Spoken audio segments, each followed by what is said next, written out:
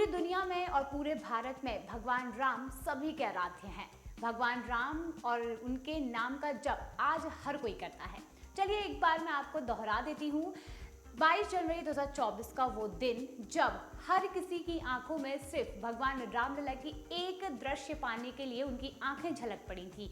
यानी कि 22 जनवरी 2024 का वो शुभ दिन जब प्रधानमंत्री नरेंद्र मोदी ने भगवान श्री राम की प्राण प्रतिष्ठा की थी। यानी कि पूरे 500 सालों के बाद भगवान राम विराजे हैं और उन्हें आखिरकार उनकी एक जन्मस्थली मिल चुकी है।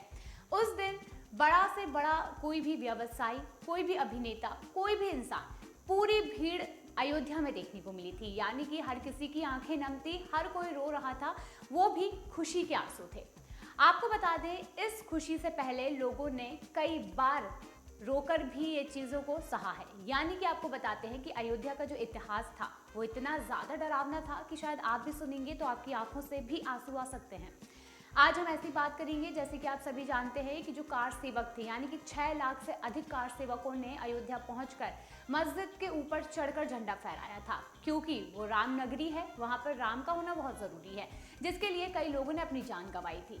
पूरे इतिहास को अगर उठाकर देखें तो काफ़ी ज़्यादा कांटे के रास्तों को लांघ कर राम मंदिर को बनाया गया है। आप खुद जानेंगे तो शायद आपकी भी रूह कांप जाए। चलिए आज इस वीडियो के द्वारा हम इस इतिहास को एक बार, ये जो इतिहास के पन्ने हैं इनको पलटेंगे और जानेंगे कि आखिर क्या क्या हुआ था और कैसे कैसे मुश्किलों के बाद अयोध्या में भगवान राम की प्राण प्रतिष्ठा पूरे 500 सालों के बाद हो सकी है। और क्योंकि सभी लोग चाहते थे कि हम भगवान राम की प्राण प्रतिष्ठा अपनी आंखों से देखें, तो 22 जनवरी 2024 को जो अयोध्या में दृश्य था वो देखने लायक था, क्योंकि हर किसी की आंखें नम थी। और आज हर कोई ये जानकर बहुत खुश होता है कि हम इस प्राण प्रतिष्ठा के खुद दृश्य देख पा रहे हैं और खुद इस चीज़ के एक, हम कह सकते हैं कि हमारी आंखों के सामने भगवान राम लला आए। तो ये हमारे लिए काफ़ी ज़्यादा सौभाग्य की बात मानी जा सकती है। चलिए अब हम शुरू करेंगे शुरुआत से कि आखिर कब क्या हुआ था और कैसे हुआ था। लेकिन इससे पहले अगर अभी तक आपने चैनल सब्सक्राइब नहीं किया है तो फटाफट सब्सक्राइब कर लीजिए, और अगर वीडियो पसंद आए तो लाइक ज़रूर कीजिएगा। ऐसे ही वीडियोस मैं आपके लिए लाती रहूँगी। चलिए शुरू करेंगे शुरुआत से।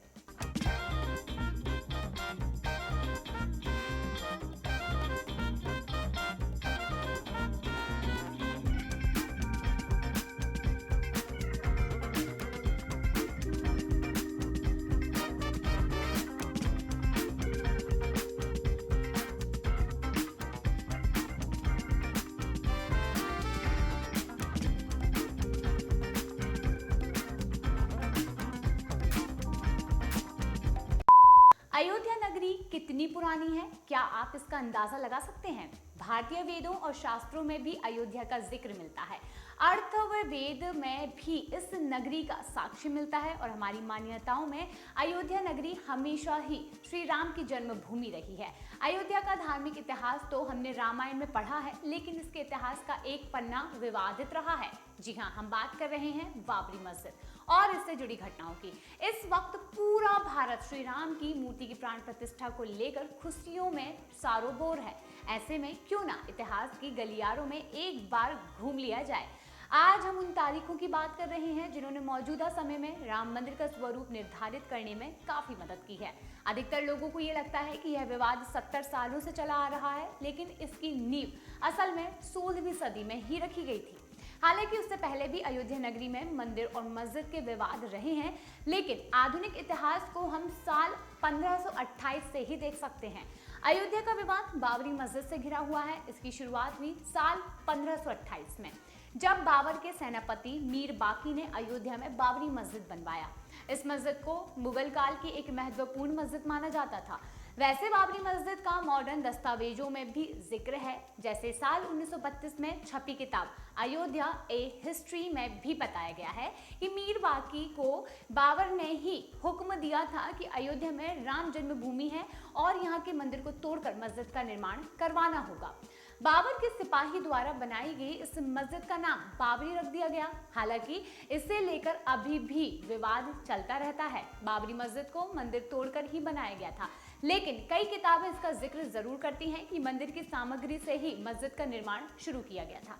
उस वक्त क्या हुआ था, इसे लेकर कई दावे मिलते हैं। यानी कि कई ऐसे दावे हैं जैसे कि जब ये केस शुरू हुआ तो केस लड़ते लड़ते भी कई लोगों ने इसके कई दावे किए हैं। मस्जिद के बनने के 300 साल बाद इसे लेकर विवाद की पहली झलक दिखाई दी। अब जो इतिहास शुरू होने वाला था तो वह लंबी लड़ाई के साथ साथ विध्वंस की कहानी कहने वाला था। यानी कि 1853 से 1855 के बीच में अयोध्या के मंदिरों को लेकर विवाद शुरू होने लगे। इंडियन हिस्ट्री कलेक्टिव की रिपोर्ट बताती है कि उस वक्त सुन्नी मुसलमानों ने एक गुट ने हनुमानगढ़ी मंदिर पर हमला कर दिया था और उनका दावा था कि यह मंदिर मस्जिद को तोड़कर बनाया गया है। हालांकि इसका कोई भी साक्ष्य नहीं पाया गया था। सर्वपल्ली गोपाल की किताब anatomy of a confrontation Ayodhya and the rise of communal politics and India में भी इसका जिक्र किया गया है। किताब में यह भी कहा गया है कि उस वक्त हनुमानगढ़ी मंदिर बैरागियों के अधीन था और उन्होंने आसानी से मुसलमानों के गुट को हटा दिया था। तत्कालीन नवाब वाजिद अली शाह से इसके बारे में शिकायत भी की गई। अयोध्या तब नवाबों के अधीन थी और इस मामले को सुलझाने के लिए कमेटी बनाई गई थी। उस कमेटी की जांच रिपोर्ट में सामने आया कि वहां कोई भी मस्जिद था ही नहीं। उस वक्त नवाब वाजिद अली शाह ने हनुमानगढ़ी मंदिर पर एक और हमला रोका था। बता देते हैं, एक रिपोर्ट ये कहती है कि साल 1858 में निहंग सिखों के एक दल ने बाबरी मस्जिद के अंदर घुसकर हवन पूजन किया था और उस वक्त इस घटना के खिलाफ पहली बार एफआईआर की गई थी और लिखित में यह विवाद सामने आया था। उसमें लिखा गया था कि अयोध्या में मस्जिद की दीवारों पर राम का नाम लिख दिया गया है और उसके बगल में एक चबूतरा बना दिया गया है। वहीं साल 1859 में अंग्रेजी सरकार ने इसके बीच एक दीवार खड़ी कर दी है जिससे हिंदू पक्ष और मुस्लिम पक्ष दोनों शांति से अलग अलग स्थान पर पूजा और इबादत कर सके। यहीं से पहली बार राम चबूतरा शब्द का प्रचलन में आया था। जी हाँ, आपको बता दें, राम चबूतरा, जैसे कि आप सभी को पता है कि जहाँ पर भगवान राम की जो मूर्ति थी उसे हटाकर, हनुमान जी की मूर्ति को हटाकर बाबरी मस्जिद का निर्माण कर दिया गया था। तो उसी स्थान पर, उसी जगह के बाहर साइड थोड़ी सी जो जगह थी उस एरिया में राम चबूतरा बना दिया गया, क्योंकि आप सभी जानते हैं कि वहाँ पर शुरू से ही हिंदू जो थे वो पूजा करते हुए आए थे, तो उन्हें पूजा तो करनी ही थी। तो उन्होंने जो थोड़ा बाहर का एरिया था वहाँ पर चबूतरे का निर्माण किया और दोनों समय बड़े ही धूमधाम से पूजा की जाती थी। अगर कोई उत्सव होता था तो बड़ी ही भीड़ जाती थी और राम चबूतरे पर पूजा करती थी। और इसी प्रकार जो मुस्लिम समुदाय था वो भी जो बाबरी मस्जिद थी वहां पर अंदर जाकर नमाज पढ़ा करते थे। लेकिन ये चीज कुछ दिनों तक शांति तक चली, लेकिन आप खुद सोच सकते हैं कि कब तक ये चीज शांति से होती रहती, यानी कि एक ही जगह पर दो चीज एक साथ कब तक होती। इसे लेकर कई बार ऐसे विवाद की स्थिति बनी पर उसे टाल दिया गया। लेकिन धीरे धीरे करते करते ऐसा कुछ हुआ जिसे जानकर शायद आप भी चौंक जाएंगे। सुप्रीम कोर्ट ऑब्जर्वर यानी कि एससीओ की रिपोर्ट बताती है कि यह पहली बार था जब राम मंदिर विवाद कोर्ट पहुंच चुका था। जी हाँ, यहाँ पर महंत रघुवीर दास ने राम चबूतरे पर मंदिर बनवाने की याचिका दायर की थी। यानी कि जो राम चबूतरा बनाया गया था वहां पर एक मंदिर का कुंड बनाना चाहते थे, यानी कि अगर वहां पर मंदिर बन जाता तो शायद वहां पर जो भक्त थे वो अच्छी तरीके से पूजा कर पाते, जिसकी वजह से उन्होंने याचिका दायर की और मंदिर बनवाने की बात कही। फैजाबाद डिस्ट्रिक्ट मजिस्ट्रेट ने यह याचिका खारिज कर दी थी और उन्होंने ये कहा था कि ये आपके अंडर में नहीं है और आप इसका कंस्ट्रक्शन नहीं कर सकते। तब फैजाबाद कोर्ट में रघुवीर दास की याचिका गई थी। उस वक्त केस की सुनवाई कर रहे जज पंडित हरिकिशन ने इस याचिका को रद्द कर दिया था। उस वक्त पहली बार निर्मोही अखाड़ा सामने आया था और लोगों को उसके बारे में पता चला था। महंत रघुवीर दास उसी अखाड़े से थे। इसके बाद भी रघुवीर दास ने हार नहीं मानी और अंग्रेजी सरकार के जज से गुहार लगाई, लेकिन यहाँ भी याचिका को खारिज कर दिया गया। यह मामला यही नहीं दब गया और अगले 48 सालों तक मामला ठंडे बस्ते में रहा और छुटपुट शांतिपूर्ण विरोध यहाँ पर होते रहे और पूजा लगातार होती रही। सबसे पहले साल 1936 में मुसलमानों के दो समुदाय यानी कि शिया और सुन्नी की लड़ाई हुई। दोनों ही बाबरी मस्जिद पर अपना हक जता रहे थे। इसकी बात दोनों समुदाय के वक्फ बोर्ड तक पहुंची और दोनों की लड़ाई 10 साल तक खिंच गई। इस लड़ाई में जज द्वारा जो फैसला आया उसमें शिया समुदाय के दावों को खारिज कर दिया गया और सुन्नी वक्फ बोर्ड की तरफ आ गया। मॉडर्न समय में जब भी अयोध्या की बात होती है तो इसमें राजनीति शब्द जरूर सामने आता है। हालांकि इसकी शुरुआत बंटवारे के बाद ही हुई। पाकिस्तान का वजूद बना और अयोध्या में अब हिंदू महासभा का हस्तक्षेप सामने आया।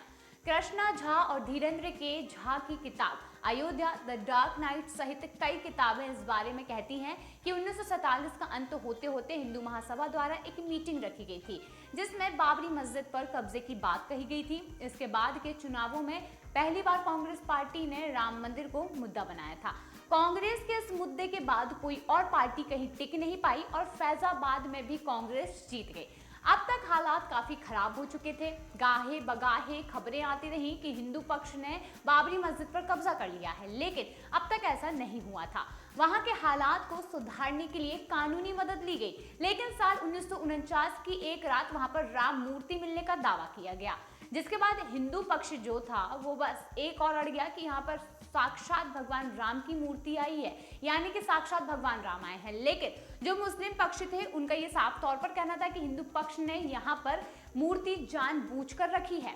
इस घटना के बाद हालात इतने गंभीर हो गए कि तत्कालीन प्रधानमंत्री यानी कि जवाहरलाल नेहरू ने संज्ञान लिया। महज 6 दिनों के अंदर ही बाबरी मस्जिद पर ताला लगा दिया गया। उस वक्त हिंदू पक्ष ने दावा किया था कि रामलला की मूर्ति अपने आप वहां प्रकट हुई है, लेकिन इस दावे को खारिज कर दिया गया। अब तो अलग अलग केस फैजाबाद कोर्ट में दाखिल किए गए और हिंदू पक्ष ने रामलला की पूजा की आज्ञा मांगी। हालांकि कोर्ट ने इजाजत तो दे दी, लेकिन अंदरूनी गेट को बंद ही रखा गया। साल 1959 में निर्मोही अखाड़े ने एक तीसरा लॉ सूट फाइल किया, जिसमें उन्होंने बाबरी मस्जिद की जमीन पर अधिकार मांगा। ऐसे ही साल 1961 में मुस्लिम पक्ष ने एक केस फाइल किया, जिसमें उत्तर प्रदेश सुन्नी वक्फ बोर्ड ने कहा कि उन्हें बाबरी मस्जिद ढांचे पर हक चाहिए और राम की मूर्तियों को यहां से हटा दिया जाना चाहिए। इस समय अयोध्या में अपना सबसे बड़ा राजनीतिक दौर देखा गया। यह वक्त था जब राम मंदिर पर आंदोलन की शुरुआत हुई, यानी कि राम मंदिर आंदोलन की जो शुरुआत हुई थी, इसी समय बीजेपी के वरिष्ठ नेता यानी कि लाल कृष्ण आडवाणी को इस आंदोलन का नेतृत्व करने के लिए चुना गया था। साल 1986 में राजीव गांधी सरकार के आदेश पर बाबरी मस्जिद के अंदर का गेट खोला गया। दरअसल उस वक्त लॉयर यूसी पांडे ने फैजाबाद सेशन कोर्ट में याचिका दायर की थी कि फैजाबाद सिटी एडमिनिस्ट्रेशन ने इसका गेट बंद करने का फैसला सुनाया था, इसीलिए इसे खोला जाना चाहिए। तब हिंदू पक्ष को यहाँ पर पूजा और दर्शन की अनुमति भी दे दी गई और बाबरी मस्जिद एक्शन कमेटी ने इसके खिलाफ प्रोटेस्ट करना शुरू कर दिया था। उस समय तत्कालीन प्रधानमंत्री यानी कि राजीव गांधी ने विश्व हिंदू परिषद को विवादित जगह पर शिलान्यास करने की अनुमति दे दी थी, क्योंकि आप देख सकते हैं अगर मुस्लिम पक्ष का समर्थन कर अचानक हिंदू पक्ष की ओर समर्थन कर देना, ये साफ तौर पर राजनीति दिखती है। कहीं ना कहीं यहाँ पर वोट के लिए, हिंदू वोट के लिए यहाँ पर समर्थन किया गया और शिलान्यास के लिए यहाँ पर अनुमति दे दी गई। इसके बाद पहली बार रामलला का नाम इलाहाबाद हाईकोर्ट पहुंचा था, जिसमें निर्मोही अखाड़ा और सुन्नी वक्फ बोर्ड ने रामलला जन्मभूमि पर अपना दावा पेश किया। साल 1990 में लाल कृष्ण आडवाणी ने गुजरात के सोमनाथ मंदिर से लेकर अयोध्या तक रथ यात्रा की शुरुआत की। यह बहुत ही विवादित दौर था। बता दें, दिल्ली यूनिवर्सिटी की पॉलिटिकल साइंस प्रोफेसर और अयोध्या के निवासी शिव पूजन पाठक ने जब बात उनने की तो उन्होंने ये बताया कि इस दौरान अयोध्या वासियों के ऊपर ही कार सेवकों के लिए व्यवस्था का कार्यभार संभाला गया था। चारों तरफ पुलिस तैनात रहती थी और रातों रात कार सेवकों को रहने के लिए जगह दी जाती थी। स्कूलों में भी उन्हें रुकवाया गया था। उस वक्त चारों तरफ सिर्फ परेशानी का माहौल रहता था और समझ नहीं आता था कि आने वाले पल में कब क्या हो जाएगा। अब चलेंगे उस दौर की और बात करेंगे जब बहुत ही बड़ा एक दृश्य देखने को मिला, यानी कि 6 दिसंबर 1952 को, वो दिन जब बाबरी मस्जिद को गिराया गया था। भारत के इतिहास में यह दिन दर्ज है। बता दें, कार सेवकों ने यहाँ पर एक अस्थायी मंदिर की स्थापना भी कर दी थी। मस्जिद गिराने के 10 दिन बाद प्रधानमंत्री ने retired high court justice MS लिब्रहान को लेकर एक कमेटी बनाई, जिसमें मस्जिद को गिराने और सांप्रदायिक दंगों को लेकर एक रिपोर्ट बनानी थी। जनवरी 1993 आते आते अयोध्या की जमीन को नरसिम्हा राव की सरकार ने अपने अधीन ले लिया और 67.7 एकड़ जमीन को केंद्र सरकार की जमीन घोषित कर दिया गया। साल 1994 में इसमें इस्माइल फारूकी जजमेंट आया और जिसमें सुप्रीम कोर्ट ने 3/2 के बहुमत से अयोध्या में कुछ क्षेत्रों के अधिग्रहण अधिनियम की संवैधानिकता को बरकरार रखा। इस जजमेंट में यह भी कहा गया था कि कोई भी धार्मिक जगह सरकारी हो सकती है। हालांकि आपको बताते चलें कि जब ये जो रैली शुरू हुई तो ये सोमनाथ मंदिर से शुरू हुई थी। लेकिन आपको बताते हैं हर जगह पर जब ये रैली शुरू हुई तो कहीं ना कहीं इसे राजनीति दौर के उससे भी देखा गया। बीजेपी को इससे अच्छा नाम मिलने लगा और बीजेपी ने इसके बाद पूरी की पूरी 87 सीट जीत ली थी। पहली बार जब बीजेपी आई थी तो आप जानते होंगे कि बीजेपी को सिर्फ 2 सीटें मिली थी। लेकिन जब राम मंदिर का जो मुद्दा था, जब बीजेपी ने इस मुद्दे को पकड़ा और उसे लेकर जब एक राम रथ यात्रा निकाली गई तो वो रथ यात्रा इतनी भव्य थी कि लाल कृष्ण आडवाणी की हर जगह कहीं ना कहीं लोग उनका नाम लेने लगे थे। लेकिन आपको बताते चले कि जब ये यात्रा बिहार पहुंची तो यहाँ पर जो लाल कृष्ण आडवाणी थे उन्हें गिरफ्तार कर लिया गया था। लेकिन उसके बाद भी आपको बताते हैं रैली में जो कार सेवक थे वो रुके नहीं। उन्होंने ये कसम खाई कि कुछ भी हो जाए, आप किसी को भी गिरफ्तार कर ले, लेकिन हम अयोध्या तक पहुंच कर रहेंगे। आपको बताते हैं कि बस इसके बाद ही यहाँ पर बाबरी मस्जिद को तोड़कर एक अस्थायी मंदिर बनाया गया। जी हाँ, जो 6 लाख से अधिक कार सेवक थे वो रुके नहीं। भले आपने अरेस्ट कर लिया हो लेकिन वो रुके नहीं और वो लगातार चलते गए और पहुंच गए अयोध्या। जब वो पहुंचे तो अयोध्या पहुंचकर उन्होंने सीधे बाबरी मस्जिद पर अटैक कर दिया। हालांकि आपको बताते हैं कि जब लोगों को पता चला कि यहाँ पर वो पहुंच गए हैं तो उन्होंने अटैक करवाया और अटैक करवाने के बाद कई कार सेवकों की मौत हो गई और कार सेवकों ने मस्जिद तोड़कर ऊपर झंडा लहराया और उसके बाद वहां पर एक अस्थायी मंदिर का निर्माण कर दिया और कई कार सेवक इसमें चले गए। इसके साथ ही उस समय एक ऐसा हादसा भी हुआ था जिसे एक भगवान का स्वयं आशीर्वाद माना गया था। शायद आपने जाना हो। बताते हैं कि उस समय पर एक बंदर भी था जिसने बाबरी मस्जिद के गुम्बद पर चढ़कर खुद भगवान राम का जो भगवा झंडा था उसे लगाया था। जी हाँ, ये आपने देखा होगा, खबर में ये बहुत ज्यादा चला था। स्वयं भगवान राम आना ऐसा बताया जा रहा था। इसके साथ ही आपको बताते चले कि यहाँ पर कई कार सेवकों की मौत हो चुकी थी। वही अब हम आगे बढ़ेंगे तो बताएं कि अप्रैल 2002 में अयोध्या टाइटल डिस्ट्रीब्यूटर शुरू हुआ और इलाहाबाद हाई कोर्ट की लखनऊ बेंच में हियरिंग शुरू हुई।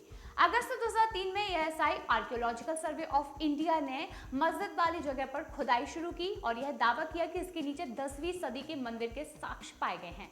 साल 2009 में अपने गठन के 17 सालों बाद लिब्राहन कमीशन ने रिपोर्ट सबमिट की। हालांकि इस रिपोर्ट में क्या था वह सामने नहीं आ पाया।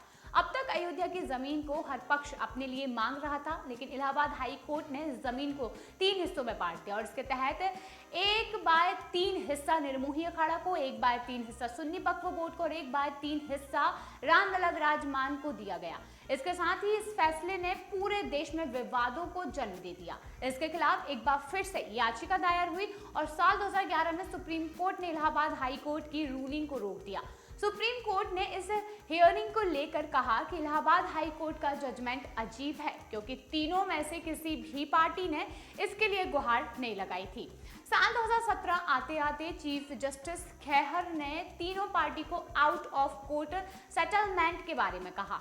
इस पर एक बार फिर से बहस शुरू हो गई और एक बार फिर से लोगों ने दंगे शुरू कर दिए। साल 2018 में सुप्रीम कोर्ट ने अपना फैसला दिया। हालांकि उसे जग जाहिर नहीं किया गया था। उस वक्त सुप्रीम कोर्ट ने बड़ी बेंच के तहत उसके फैसले की जांच करने को मना कर दिया था। चीफ जस्टिस गोगोई ने साल 2019 में जब 5 जजों की बेंच बनाई और पुराने 2018 वाले फैसले को खारिज कर दिया, तब 8 मार्च 2019 को 2 दिन की सुनवाई के बाद जमीनी विवाद को आपसी सहमति से सुलझाने की बात एक बार फिर से कही गई। वहीं नवंबर 2019 आते आते तक सुप्रीम कोर्ट ने हिंदू पक्ष के हित में फैसला सुनाया और राम मंदिर को एक ट्रस्ट के जरिए बनवाने का आदेश दे दिया। इसके साथ ही सुन्नी वक्फ बोर्ड को 5 एकड़ जमीन भी दी गई। यहाँ पर अयोध्या में मंदिर बनवाया जाना था। दिसंबर तक इस मुद्दे पर कई पिटीशन फाइल की गई और सुप्रीम कोर्ट ने इस मुद्दे को खारिज कर दिया। वहीं फरवरी 2020 को श्री राम जन्मभूमि तीर्थ क्षेत्र ट्रस्ट की स्थापना हुई। लोकसभा में प्रधानमंत्री नरेंद्र मोदी ने इसकी घोषणा की। सुन्नी वक्फ बोर्ड ने 5 एकड़ जमीन को स्वीकार किया और अगस्त 2020 में प्रधानमंत्री नरेंद्र मोदी ने राम मंदिर का शिलान्यास किया। आधिकारिक रूप से शुरू हो चुका था। 5 फरवरी 2020 को प्रधानमंत्री नरेंद्र मोदी द्वारा राम मंदिर निर्माण के लिए ट्रस्ट बनाया जा चुका था। अगस्त 2020 में राम मंदिर की आधारशिला रखी गई। आखिरकार 22 जनवरी 2024 आ गया और इस दिन राम मंदिर में भगवान रामलला की प्राण प्रतिष्ठा भी हो गई। अब यह मंदिर आम लोगों के लिए भी खोल दिया जाएगा और अयोध्या में आकर लोग श्री राम के वाल रूप के दर्शन भी कर पाएंगे। बता दें कि अब 22 जनवरी 2024 को प्रधानमंत्री नरेंद्र मोदी द्वारा ही रामलला की मूर्ति का प्राण प्रतिष्ठा आयोजन किया गया, जो कि काफी भव्य रहा और आपको बताते हैं कि रामलला की जो प्राण प्रतिष्ठा हुई थी, इसके लिए लोग इतने आतुर थे कि बड़े बड़े व्यवसायी तक बाहर बैरिकेड्स के बाहर खड़े होकर रामलला के एक दर्शन पाने के लिए अपनी आंखों में आंसू लिए खड़े रहे। हालांकि आप जान सकते हैं कि जो एक इतिहास था, जब ये रामलला की प्राण प्रतिष्ठा हुई, तो इस इतिहास को दोहराने का मतलब ये है कि आप खुद जान सकते हैं कि अगर रामलला के आने के बाद जो लोगों को खुशी हुई है, उससे पहले कई लोगों ने अपनी जान गंवाई है, कई लोगों ने खून के आंसू रोए हैं, उसके बाद ही कहीं ना कहीं हम भगवान राम को उनकी सही जन्मभूमि पर ला पाए हैं। और कहीं ना कहीं हम खुद इस बात से साक्षी होते हैं कि हाँ, भगवान रामलला आए और बड़ी ही पूरी जद्दोजहद मेहनत के बाद सही चीज हुई है। आपको बताते हैं कि कई कार सेवक इसमें मारे गए, जिनके परिवार आज भी ये चीज जानकर अपने आप को काफी ज्यादा भाग्यशाली महसूस करते हैं कि हाँ, हमारे जो पूर्वज थे उन्होंने अपनी जान गंवाई सिर्फ रामलला के प्राण प्रतिष्ठा के लिए। तो मैंने जो आपको बताया वो सिर्फ एक इतिहास था जो शायद सभी को जानना बेहद जरूरी था। यानी कि मैं ये कहना चाहती हूँ कि इस स्टोरी में किसी भी तरह का धार्मिक या फिर राजनीतिक ओपिनियन नहीं दिया गया है। यहाँ पर सिर्फ तथ्यों की चर्चा की गई है और इन तथ्यों को DU के प्रोफेसर द्वारा सत्यापित भी किया गया है। अगर आपको इससे जुड़ी कोई भी आपत्ति है तो हमें कमेंट बॉक्स में ज़रूर बताएं। अगर हमारी स्टोरी से आपके जुड़े कुछ सवाल हों तो आप हमें प्लीज़ कमेंट कर ज़रूर बताएं कि क्या आप जानते हैं रामलला के बारे में या फिर अयोध्या के बारे में। आपके कोई सवाल हैं तो आप कमेंट सेक्शन में ज़रूर पूछ सकते हैं। और अगर आपको ये स्टोरी अच्छी लगी हो तो इसे ज़्यादा से ज़्यादा शेयर ज़रूर करें और ऐसे ही और भी स्टोरीज और भी वीडियोज़ के लिए चैनल को सब्सक्राइब ज़रूर करें और बने रहें हमारे साथ।